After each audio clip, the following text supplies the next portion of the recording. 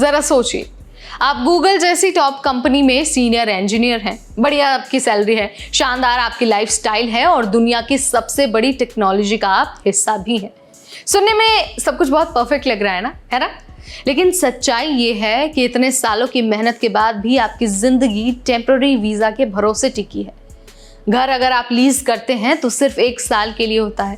लंबी प्लानिंग अगर आप करते हैं तो आपको डर लगता है और एयरपोर्ट पर इमिग्रेशन ऑफिसर ये तक कह देता है कि you don't live here, you just work here. जी हाँ, ये कहानी है सुरभि मदान की, जो एक गूगल इंजीनियर हैं जो पिछले 12 साल से अमेरिका में रह रही हैं, लेकिन फिर भी हर दिन वो ये सोचकर जीती हैं कि उनका कल यहाँ होगा भी या फिर नहीं। तो आज हम इसी पर बात करेंगे। बात H1B पर दोबारा होगी और हम आपको ये भी बताएंगे कि कैसे H1B वीज़ा आपको एक सपना तो देता है, लेकिन कुछ ही दिनों में वो सपना तोड़ भी देता है।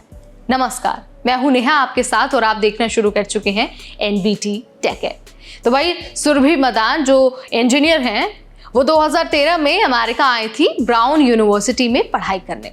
उन्होंने अपनी पढ़ाई पूरी की और फिर उन्हें गूगल में नौकरी मिल गई।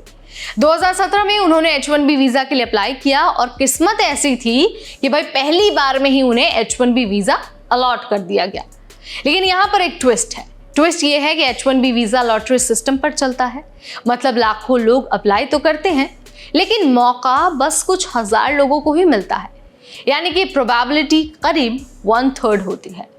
तो इमेजिन, इतनी मेहनत, इतना टैलेंट और फिर भी सब कुछ लॉटरी पर डिपेंड करता है। अब आते हैं असली स्ट्रगल पर। अब देखिए, यहाँ पर सुरभि मदान का कहना है कि अमेरिका में रहते हुए भी उन्हें हर चीज टेम्पररी लगती है। अपार्टमेंट लीज रिन्यू करनी होती है तो वो सिर्फ 1 साल की करती है, क्योंकि उन्हें पता नहीं है कि अगले साल H1B उन्हें मिलेगा या फिर नहीं मिलेगा।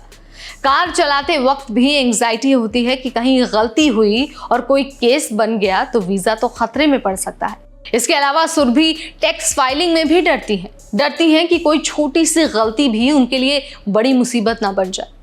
जरा सोचिए, एक व्यक्ति जो गूगल जैसी कंपनी में काम करता है, लेकिन वहां पर काम करने के बाद भी सिक्योर फील नहीं कर रहा है। और सबसे पेनफुल मोमेंट तब आया जब इमिग्रेशन ऑफिसर ने सुरभि से कहा कि you don't live here, you just work here. मतलब इतनी मेहनत करने के बाद भी, कंट्रीब्यूशन देने के बाद भी वो खुद को वहां का हिस्सा महसूस नहीं कर पाती हैं। यानी ये सिर्फ पेपर वर्क का इशू नहीं है, ये इमोशनल स्ट्रगल भी है, इमोशनल जर्नी भी है। H1B वीज़ा आपको काम करने की इजाज़त देता है, लेकिन करियर की जो फ्लेक्सिबिलिटी है वो ऑलमोस्ट ज़ीरो है। अब देखिए, अगर सुरभि कल को टीचिंग करना चाहें या फिर किसी NGO में काम करना चाहें या फिर खुद का स्टार्टअप शुरू करना चाहें तो प्रैक्टिकली ये उनके लिए पॉसिबल ही नहीं है। क्यों? क्योंकि वीज़ा सिर्फ स्पॉन्सर कंपनी के लिए वैलिड होता है। यहाँ तक कि फैमिली प्लानिंग जैसी जो पर्सनल डिसीजन है उस पर भी इसका बहुत असर पड़ता है। सुरभि का कहना है कि वो लॉन्ग टर्म चीज़ें जैसे कि घर खरीदना या फिर फैमिली एक्सटेंड करना टालती रहती हैं, क्योंकि कल क्या होगा उन्हें भी नहीं पता। वो हर साल खुद से पूछती हैं कि क्या ये स्ट्रगल वर्थ इट है, क्या अमेरिका में रहना सही फैसला है। और अब तक उन्होंने हाँ कहा है, लेकिन उस हाँ के पीछे कितनी चिंता है और कितना कॉम्प्रोमाइज़ है ये सिर्फ उन्हीं को पता है। अब सवाल ये है कि क्या ये प्रॉब्लम सिर्फ सुरभि की है? तो देखिए, ये सिर्फ सुरभि की परेशानी तो है नहीं। H1B पर लाखों भारतीय डिपेंड करते हैं। एक सर्वे के हिसाब से हर 6 में से एक H1B वीज़ा होल्डर को हमेशा डर रहता है कि उन्हें डिपोर्ट कर दिया जाएगा। कई लोग तो वापस इंडिया लौटने की सोच रहे हैं, क्योंकि अनसर्टेनिटी अब बहुत ज़्यादा बढ़ गई है। सो अगर ये आयरनी नहीं है तो क्या है?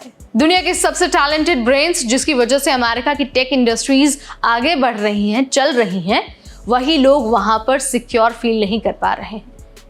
तो भाई, ये कहानी तो सुरभि मदान की थी, एक गूगल इंजीनियर की है, लेकिन आप इस कहानी से खुद को रिलेट कर सकते हैं अगर आप H1B वीज़ा पर काम करते हैं या फिर आप कोई भी वर्क वीज़ा लेकर अमेरिका में काम करते हैं। तो शायद आप सुरभि की इस जर्नी से, सुरभि की इस कहानी से खुद को रिलेट कर पाएंगे।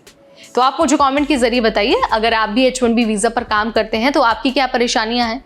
इसके अलावा आप ये भी बता सकते हैं कि आप किस तरह से अनसर्टेनिटी का सामना कर रहे हैं। इस वीडियो में फिलहाल इतना ही। वीडियो को ज़्यादा से ज़्यादा लाइक कीजिए, शेयर कीजिए।